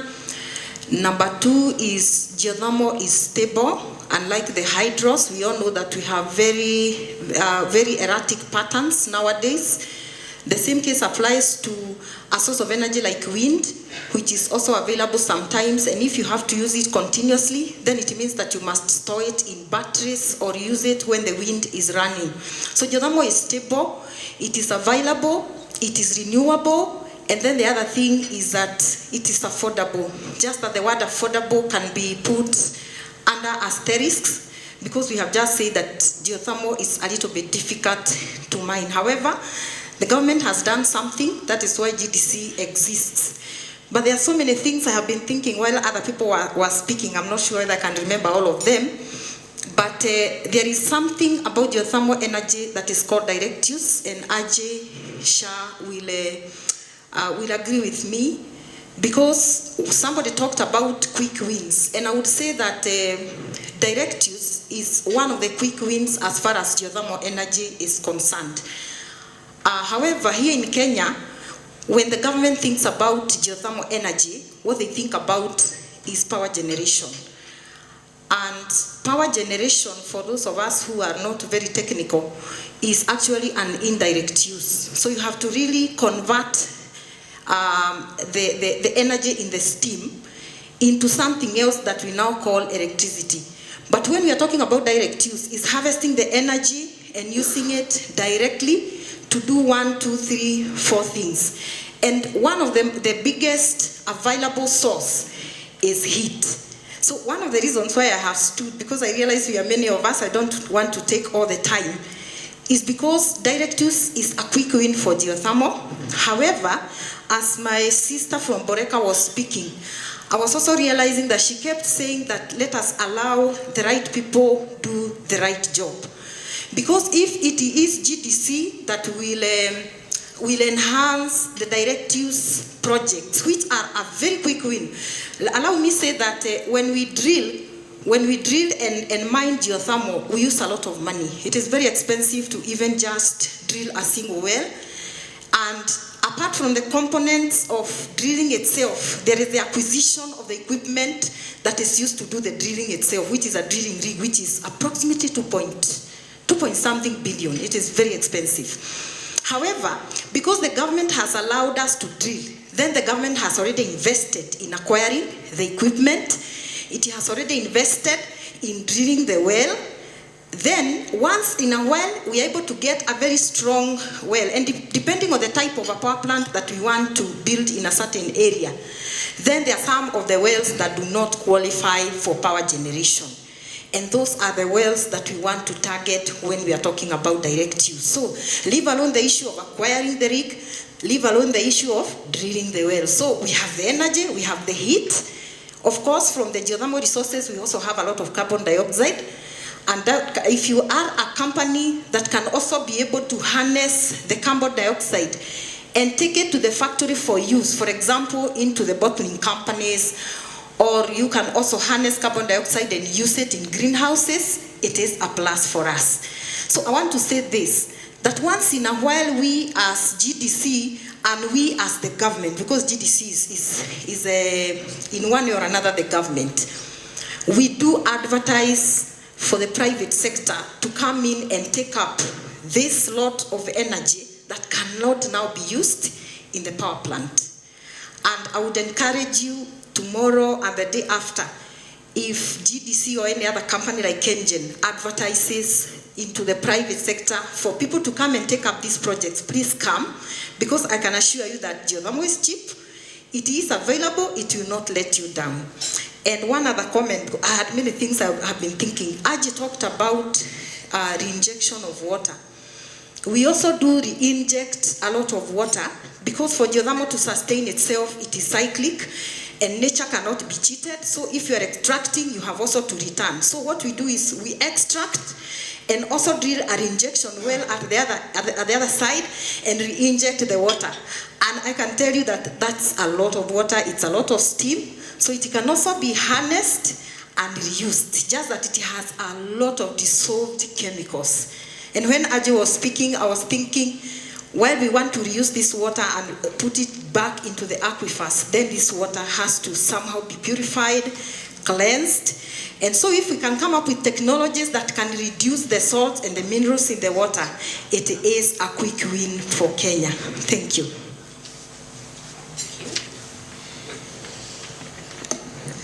Now that she made the old man stand again, so, well, yes, I do wear another hat, which is called geothermal exploration.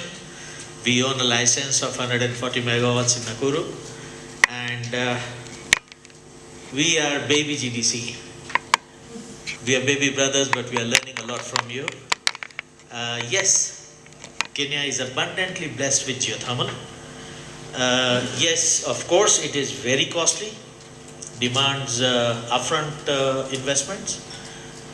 The drilling rigs, which he is mentioning, are truly $2.5 to $3 million minimum, and we own a small one. So our concept is to go for shallow geothermal systems for agro-processing. That's why I'm developing on our license an agro-processing zone, which is rightly said quick win. Yeah, and it has a huge impact on economy, on farmer base, SMEs, small scale farmers, medium scale farmers. It has a huge impact on their economic growth. If geothermal agro-processing parks are installed in different places. Well, we start from Magadi, go all the way to Turkana. Geothermal is available. It is difficult to find. That's why it is very important to anchor all our researches on GDC and seek their research advice and the technical advice where possibly it could be achieved. Geothermal is controlled resource by the government of Kenya, therefore it is licensed. It is not that you can just go and put a solar panel anywhere. You cannot drill a geothermal well anywhere. So it is restricted, but it is green, and it is for the government of Kenya in terms of carbon earnings. Geothermal projects would really, they are bulk, and they are today. You don't have to wait for 30 years for a tree to grow fat before it can give something. We will do it today, and tomorrow you get your carbon. I'm sorry. Thank you. Thank you, everybody. I can see Prof is signaling me. It's about time that we bring this to a close, but we still have time to network and exchange ideas. I think what I like to see coming out of this is the sustainable development principles, where we're seeing a lot of people, prosperity, partnerships as well coming in. And I like that we looked at issues to do with water, environment, biodiversity. We did not talk about health, but that will be another conversation for another time. But also looking at development, we need to look at how do we do infrastructure projects at the end. Right now we are really talking about community livelihoods and how nature-based solutions can be a part of that. But as we look at Kenya as a growing country, there's the bigger dimension of we're doing a lot of infrastructure development. How do we partner that with nature-based solutions to have resilient infrastructures? The floods that we recently experienced just told us somehow there's something that we're not doing very right. So let us start and think about how do we also look at this on that bigger, broad scale and not only on that community scale. But if we are having problem accessing financing at a small scale, imagine how much infrastructure financing will be affected if you're saying we need to have some buffering in terms of nature-based solutions within our infrastructures. So I'll hand over to Professor Daniel Olago to give us a bit of action points and way forward. Yes, thank you very much.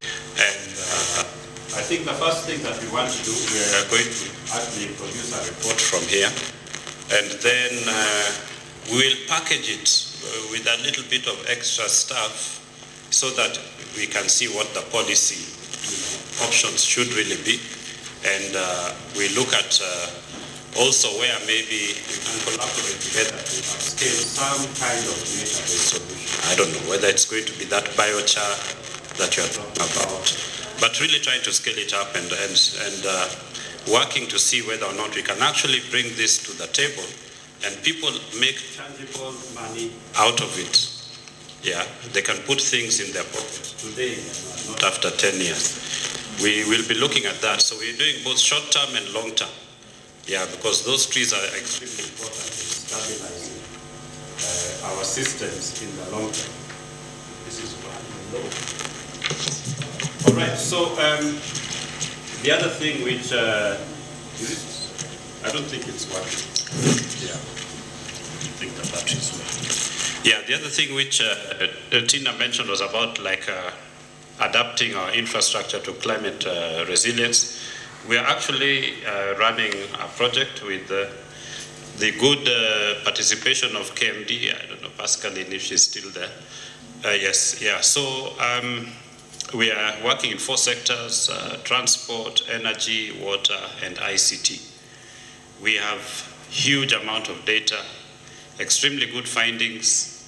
Next month, we are going to have the validation workshop with the people we've been working with, mostly those particular groups and in government and other agencies. And we are hoping that that national roadmap is going to be out to the public before the next COP. So this is a first one that we are doing that is led by Africans, where we are now upscaling. So that should be coming up. And I think it's going to be a very good report for anchoring development in those sectors for the next 50 years or so. So, asanteni sana. We look forward to seeing you again. I think we'll be having a more general, bigger stakeholder workshop where we interact with a much bigger group, including our partners from Germany and West Africa.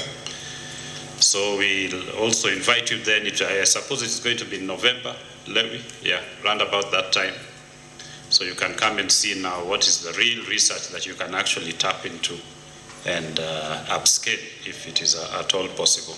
So at this stage, I'd like just to pass it over to our registrar at the Faculty of Science and Technology, who is going to give 1 or 2 remarks and then a vote of thanks by Levi.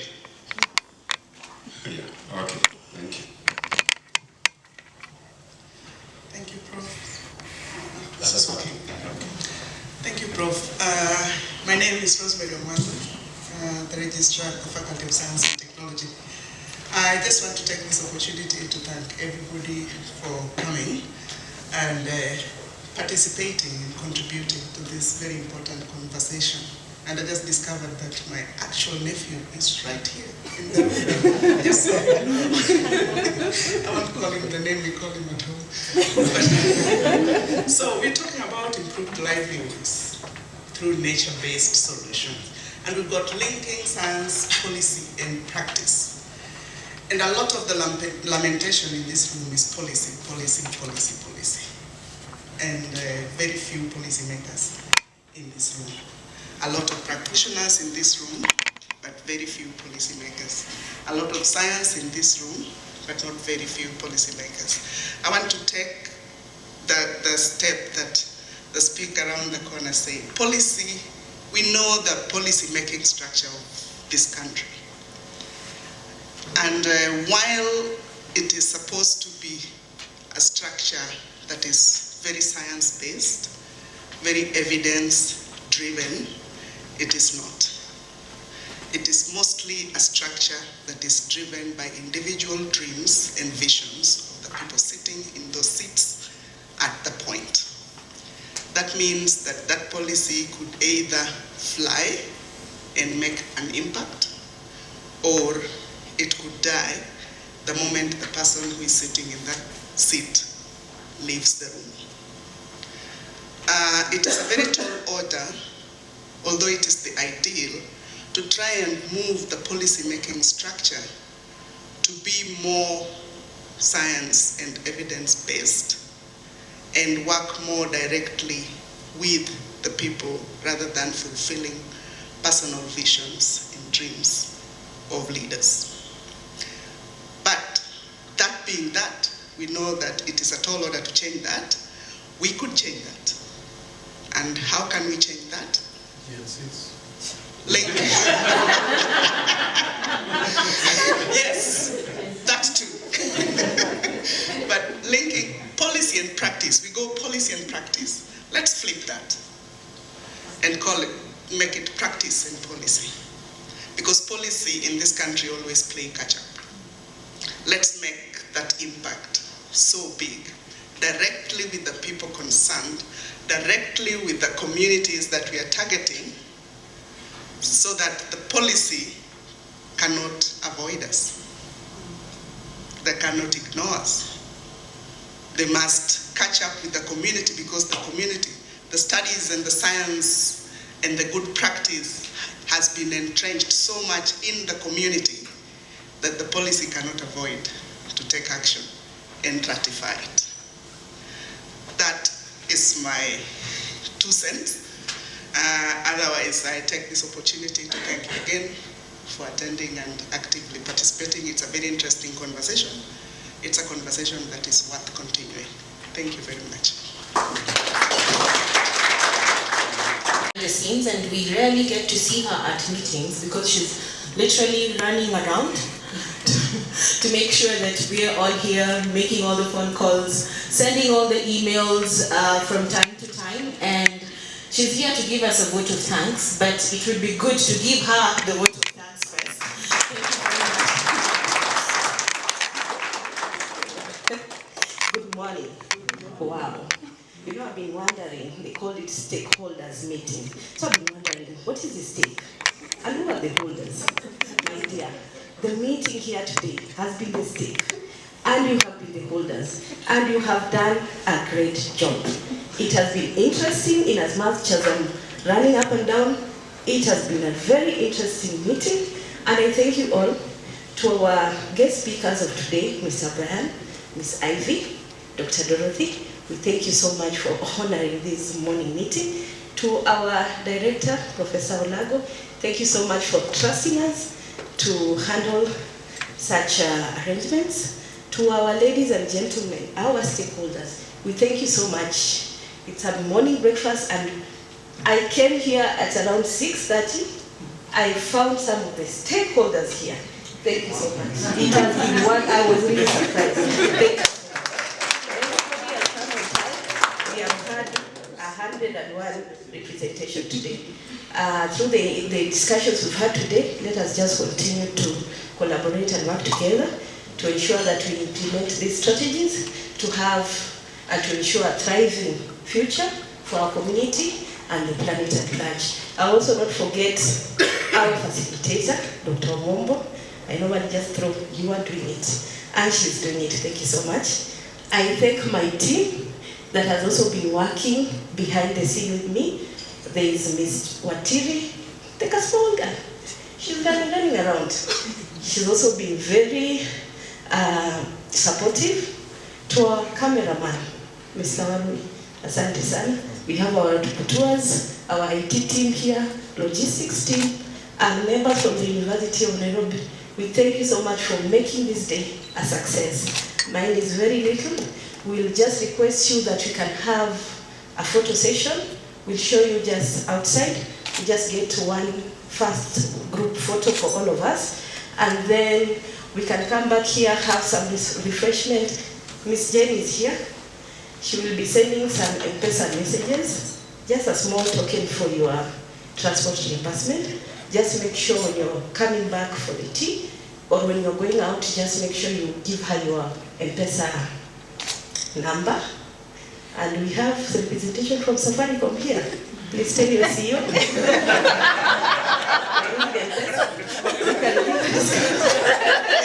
Thank you so much. As we come to a closure, asanteni sana. May God bless you.